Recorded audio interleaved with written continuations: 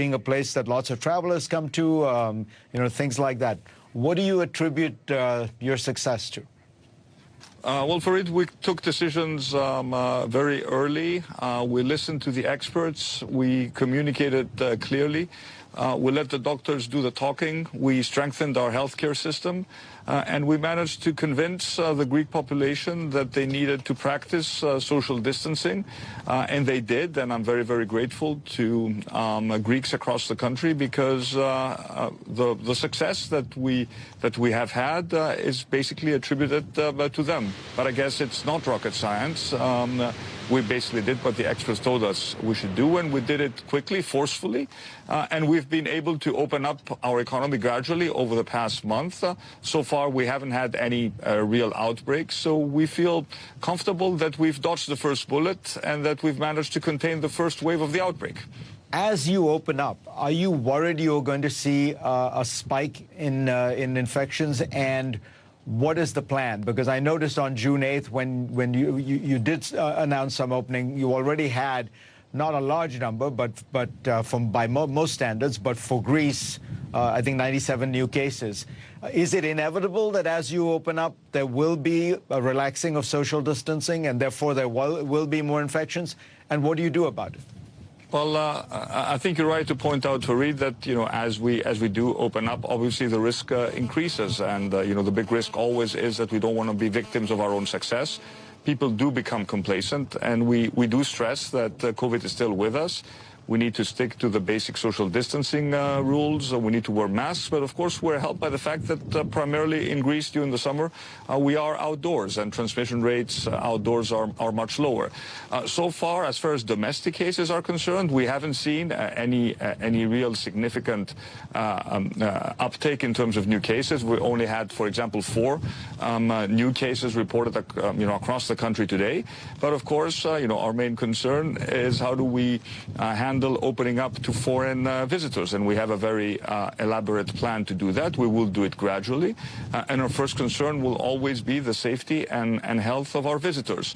I need to point out that over the past month, we have tested every single individual who has flown into Greece. So we have a pretty good database indicating positive cases for people who have traveled to Greece. Let me just give you one indicative number. Over the past 4 days, we tested close to 4,000 people arriving at Athens airport.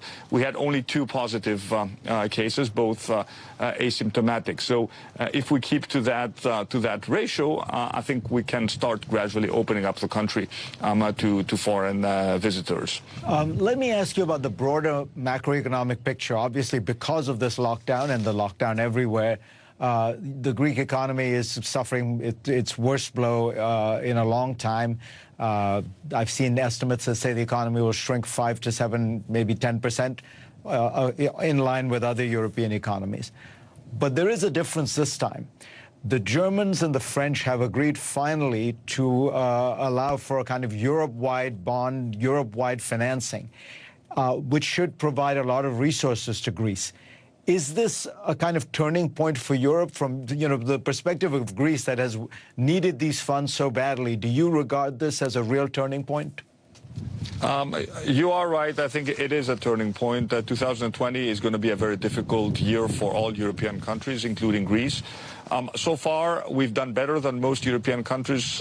In the first 3 months of the year, we had a recession of 0.9%. The Eurozone average was 3.6%. But, of course, we know that the second quarter is going to be extremely, extremely difficult. We've always argued that Europe needed to make a big step forward, to be very ambitious in terms of supporting the recovery post-COVID.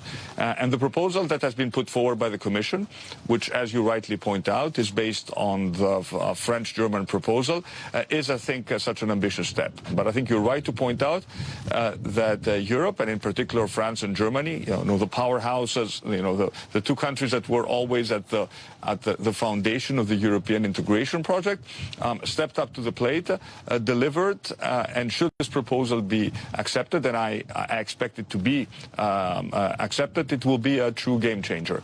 Just to give you an indication, as far as my country, Greece is concerned, we will have additional funding for investments that will be close to 32 billion euros for the next 4 years. It is a lot of money, and we intend to put it to good use. Prime Minister, pleasure to have you on. Thank you. Thank you very much, Fareed. Pleasure. Pleasure was mine. Hope to see you in Santorini soon. I will try my best.